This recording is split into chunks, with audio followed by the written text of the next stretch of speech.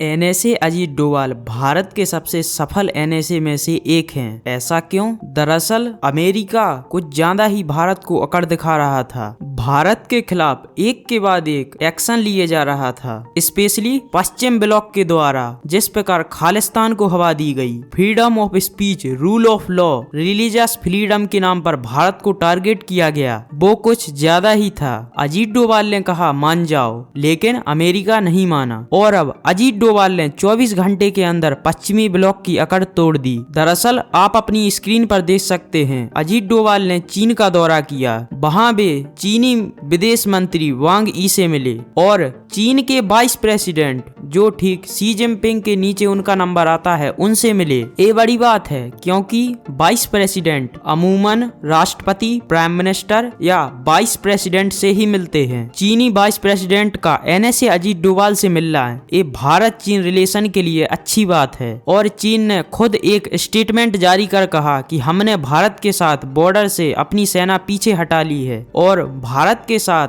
बाकी विवादों को जल्द ही सुलझा लिया जाएगा। क्या इसका ये मतलब है कि चीन अब हमारा दोस्त बन चुका है? ऐसा नहीं है। दरअसल अजीत डोभाल ने एक तीर से दो निशाने लगाए हैं। जैसे ही चीन की तरफ से ये स्टेटमेंट जारी की गई, वैसे ही अमेरिका की तरफ से एक खबर निकल के आती है कि अमेरिका ने भारत के साथ अपनी डिफेंस पॉलिसी में बड़े बदलाव किए हैं। अमेरिका ने भारत के लिए MTCR ही रिवाइव कर डाला। MTCR एक प्रकार की संधि होती है जो दुनिया भर में मिसाइल फैलने से रोकती है, ताकि ज्यादा देशों के पास खतरनाक मिसाइल टेक्नोलॉजी ना पहुंचे। जो देश इन नियमों का पालन नहीं करता, उनके खिलाफ सैंक्शन लगाए जाते। इसी वजह से भारत ज्यादा मिसाइल एक्सपोर्ट नहीं कर पा रहा था, लेकिन अमेरिका ने भारत के लिए एक्सपोर्ट पॉलिसी में बड़े बदलाव किए हैं। इसके तहत अमेरिका भारत के साथ मिलकर मिसाइल बनाएगा और भारत को मिसाइल की टेक्नोलॉजी भी मिलेगी, जिससे भारत और देशों को मिसाइल भी एक्सपोर्ट कर सकेगा। रिपोर्ट तो ये भी निकल के आ रही है कि ये तो बस शुरुआत है।